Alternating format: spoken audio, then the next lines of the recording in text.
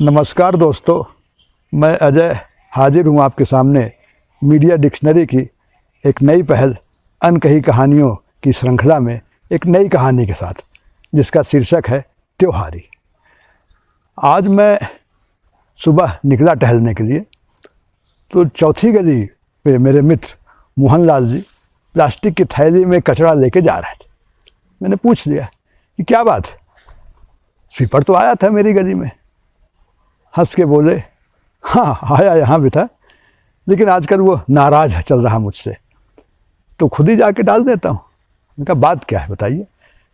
कह इस दीपावली पे त्योहारी मांगने आया है। तो मैंने 100 रुपये निकाल के दिए, देना चाहा, नहीं दिया, कहा 500 रुपये दीजिए। उसके बाद 300 पे अड़ गया। मैंने भी कहा भाई त्योहारी है, ये खुशी से दे रहा हूँ। उसने नहीं दिया, और अब आता है तो अगल बगल के घरों से कचरा ले जाता है। अब मुझको सबक सिखा रहा, तो मैं सबक सीख रहा हूँ।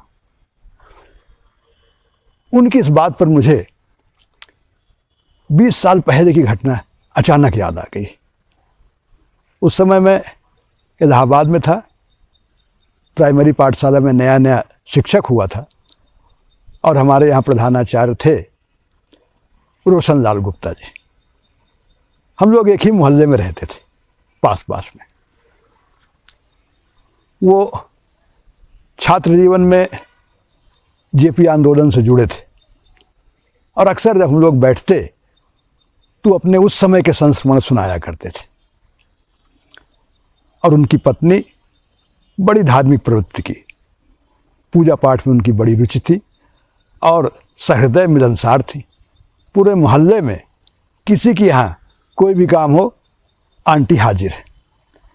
अपने घर बाद में उनके यहाँ बनता था गुझिया वगैरह, पर पूरे मोहल्ले की गुझिया बनवा देती थी। और धीरे धीरे उन्होंने पापड़, अचार, मिठाइयाँ पूरे मोहल्ले की महिलाओं को सिखा दिया था। पूजा पाठ में भी कोई भी पूजा हो, त्यौहार हो, सब उन्हीं से औरतें पूछती थी कैसे करना है, क्या करना है, और उन्हें सब मालूम रहता था। उनको मजाक में लोग पंडिताइन भी महिलाएं कहने लगी थी। तो एक दिन इसी तरह हम और गुप्ता जी खड़े थे उन्हीं के दरवाजे पर।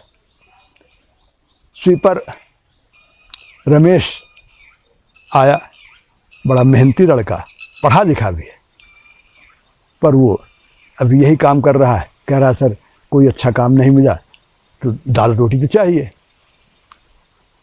झाड़ू लगा रहा था, इतने में घर से मैडम गुप्ता निकली और कहा, क्यों रमेश, तुम्हारे आजकल बहुत भाव बढ़ गए हैं ना, तुम सब जगह त्योहारी दे गए, हमारे यहाँ क्यों नहीं आए त्योहारी देने। उसने बड़ी विनम्रता से कहा, नहीं मैडम जी, देर हो रही थी, अब मैं अभी घर जाके सफाई कर लूँ, उसके बाद नहा के आता हूँ, तो त्योहारी आपके यहाँ देता हूँ।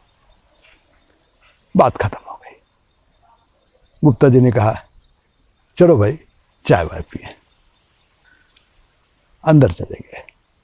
छुट्टी का दिन था, बातचीत होती रही, काफी समय बीत गया। तभी दरवाजे पे खटखटाहट हुई। सर जी त्योहारी दे दीजिए, आवाज थी रमेश की। निकले गुप्ता जी और कहा, रमेश अंदर आ जाओ। 1 मिनट के लिए रमेश झिझका, चेहरे की तरफ देखा, पढ़ लिया था उनके भाव को, अंदर आ गया। तखत बिछी थी, हम दोनों बैठे थे। रमेश को भी वहीं बैठने को कहा, खड़ा था पहले, उसके बाद बैठ गया। मिसेस गुप्ता हतप्रभ थी, देख रही थी।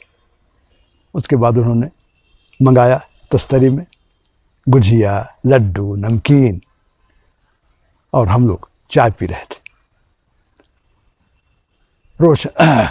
रमेश खाने लगा।